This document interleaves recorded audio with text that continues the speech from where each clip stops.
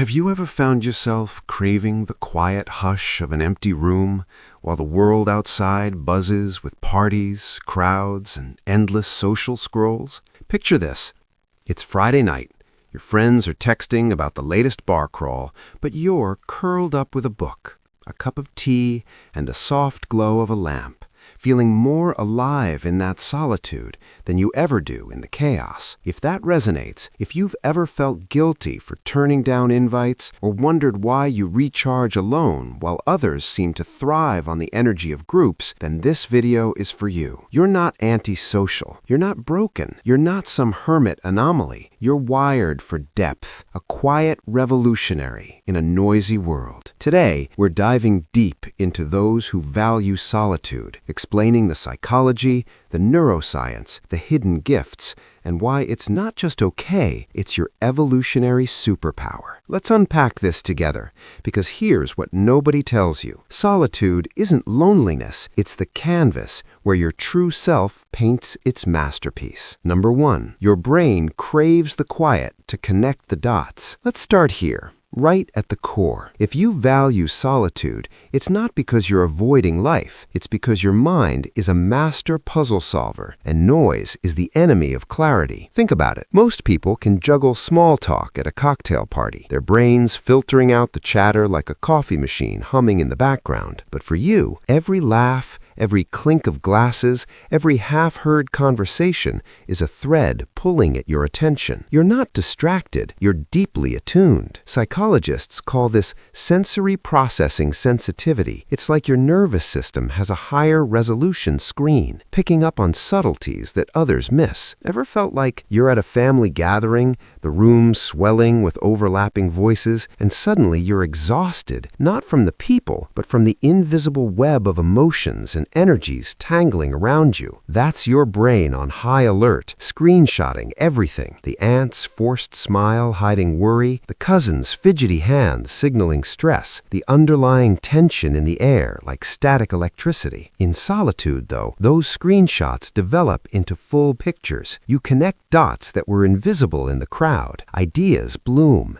Insights spark, creativity flows like a river finally free of dams. Contrast this with extroverts who often recharge through external stimulation, their dopamine hits coming from social volleys like ping pong balls. But your reward system is tuned inward. Studies from the field of positive psychology, like those by Elaine Aron on highly sensitive people, show that about 15 to 20% of the population processes stimuli more deeply, leading to a natural pull toward quiet spaces. It's not a flaw, it's an adaptation. Historically, in ancient tribes, the solitary watchers, the ones who sat by the fire pondering stars while others hunted, were the innovators, the storytellers, the shamans who dreamed up tools and tales that propelled humanity forward. You're their descendant, a quiet guardian of depth in our shallow scroll era. Number 2, solitude is your emotional reset button. Okay,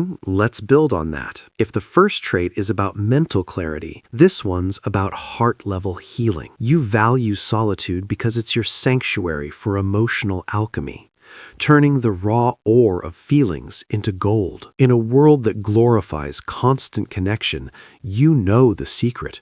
True connection starts with self. Picture this mini story. Sarah, a graphic designer I once heard about in a therapy circle, names changed of course, would come home from work drained, not by her job, but by the office banter. She'd skip happy hours, opting instead for long walks alone in the park. Her friends called her flaky, but in those solitary strides, she'd process the day's micro-rejections, the subtle office politics, the echo of a client's harsh feedback. By morning, she'd transformed it all into resilience, showing up brighter than before. Why does this happen? Pop neuroscience has your back here. When you're alone, your default mode network, the brain's daydreaming highway, lights up like a Christmas tree. This is where self-reflection happens, where mirror neurons quiet down from echoing others' emotions and you reclaim your own. For those who value solitude, this isn't optional. It's survival. Without it, hypervigilance kicks in, a holdover from evolutionary times when scanning for threats kept us alive. But in modern life, that vigilance turns inward, spotting emotional landmines before they explode. Compare that to society's norm. Hustle culture pushes us to fill every gap with podcasts, texts, or TikToks, fearing silence like it's the void. But you embrace it. Rhetorical question. Ever noticed how after a solo hike or a quiet evening journaling, solutions to problems you didn't even know you had bubble up? That's post-traumatic growth in action, psychology's term for how adversity, processed in solitude, forges unbreakable strength. You're not hiding, you're honing. And let me validate you. If you've ever felt too much for needing this reset, know this. You're not damaged. You're a depth diver, plumbing oceans while others skim the surface. The neuroscience behind your solitude superpower. Now, let's geek out a bit on the brain science, because understanding this wiring turns self-doubt into self-celebration. At the heart of valuing solitude is often a trait called introversion, but it's more nuanced. Think of it as a spectrum where your amygdala, that almond-shaped fear center, is more reactive to overstimulation. Dopamine, the feel-good chemical, floods extroverts in social settings, but for you, it's acetylcholine that reigns supreme, the neurotransmitter of focus and calm, rewarding deep dives into books, art, or introspection. Casual study shout-out, research from the University of California, like fMRI scans on introverts, shows their brains light up in regions tied to internal processing during alone time, while extroverts crave the external hits. Add in concepts like sensory gating, your brain's filter for incoming info, and it's clear why crowds feel like overload. Metaphor time. Imagine your mind as a sponge. Most people's sponges absorb a light drizzle of stimuli and squeeze out easily. Yours? It's ultra-absorbent, soaking up torrents, so you need solitude to wring it out, emerging refreshed and full of insights. Historically, this isn't new.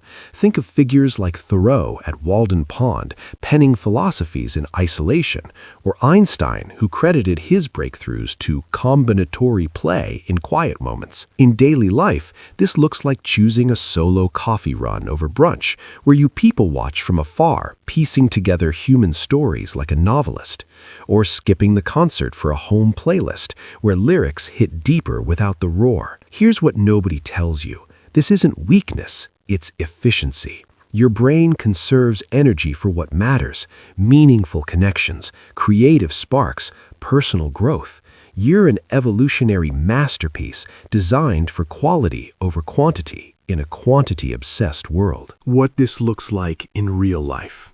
Everyday examples and contrasts. All right, let's ground this in the tangible, because theory's great, but stories stick. In real life, valuing solitude manifests in subtle, beautiful ways. Picture this. You're at work, and while colleagues thrive on open office brainstorming, you slip away to a quiet corner, emerging with a polished idea that wows the team. Or in relationships, ever dated someone who needs constant togetherness? You love them, but after a day out, you crave that solo decompress, maybe staring at the ceiling, replaying moments to savor them fully. It's not rejection, it's recharging to give more authentically. Contrast with most people. They might unwind with Netflix binges alongside friends, laughter echoing. But you? A solo episode becomes a mirror, reflecting your own emotions, sparking epiphanies. Daily breakdowns. Mornings, while others blast music on commutes, you opt for silence, letting thoughts marinate. Evenings, post-dinner, they scroll feeds. You journal, turning chaos into coherence. Weekends, group hikes for them, a solitary trail for you, where nature's whispers drown out inner noise. Anecdote alert. I recall a client, anonymous of course, who was a teacher, overwhelmed by classroom energy. She started carving out solitude rituals, 15 minutes alone in her car before driving home. It transformed her from burnt out to inspired, grading papers with fresh empathy. Society might label this introverted as a pejorative, but flip it. You're a chess master, strategizing moves in quiet while others play checkers in the fray. And the poetry? Solitude is your forge, hammering experiences into wisdom that shines in unexpected moments. The hidden superpower. Depth as your secret weapon. Oh, this is where it gets exciting. The flip side, the gift. If solitude is your fuel, depth is your superpower. You're not just surviving alone, you're thriving, cultivating insights that make you a lighthouse for others. Metaphor. While society chases fireworks, flashy, fleeting connections, you build bonfires, warm and enduring. This depth shows in creativity. Artists, writers, inventors throughout history valued solitude for birthing masterpieces. Van Gogh's Starry Nights? Born in isolation. In pop psych terms, it's like hypervigilance turned heroic. Your attunement spots patterns, predicts outcomes, offers profound advice. Friends seek you out not for party vibes, but for those late-night talks where you unpack their souls. Career-wise, you're the strategist, the innovator, excelling in roles like research, writing, or therapy. Neuroscience backs it. Solitude boosts neuroplasticity, rewiring your brain for empathy and intuition via increased gray matter in reflective areas. Ever felt like you solve a friend's dilemma with one insightful question born from your quiet ponderings? That's your edge. You're not boring. You're a depth charge, exploding with value when it counts. Turn that flaw around. In a superficial world, your solitude-honed authenticity is revolutionary, a gift that cuts through noise like a beacon. The shadow side, acknowledging the aches of isolation. But let's be real. We can't poeticize without honoring the pain. Valuing solitude has shadows, the loneliness that creeps in when society equates alone with lonely, the guilt from declined invites, the fear of being too much or not enough. Hypervigilance can tip into anxiety, sensory overload into shutdowns. Picture this.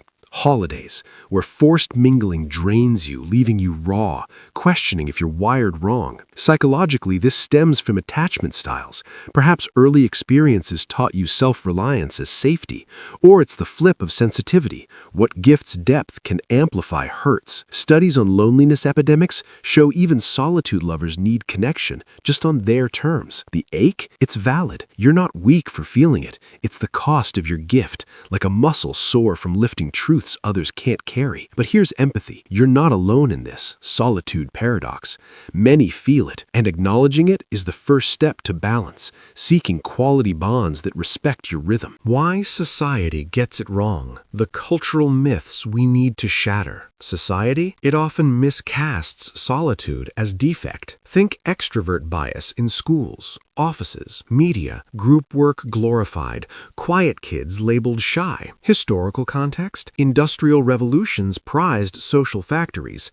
Now, social media amplifies FOMO. But pop psych rebels. Books like Susan Cain's Quiet reveal introverts' contributions, from Darwin to Jobs. Myths busted? Solitude isn't antisocial, it's selective social. Not depression, it's discernment. You're not weird. Society's yardstick is skewed towards noise. Contrast, while extroverts dominate headlines, your quiet power drives progress. You're a survival genius, evolving beyond the herd. The lighthouse you didn't know you were. A poetic wrap-up. In the end, those who value solitude are lighthouses, standing firm in storms, guiding ships with steady light born from inner glow. You're not dimmed by crowds. You shine brighter in stillness, an evolutionary masterpiece weaving depth into a shallow tapestry. Embrace it. You're wired for wonder, a quiet symphony in a cacophonous world. Solitude isn't escape. It's emergence, the space where you become your most radiant self. So reflection time. What's one way solitude has gifted you insight? Drop it in the comments. We'd love to hear your stories. If this resonated, hit subscribe for more deep dives into the psychology that makes you, you. Next up, the hidden psychology of overthinkers. Stay tuned. Thanks for watching. Remember, in your quiet, you're profoundly powerful.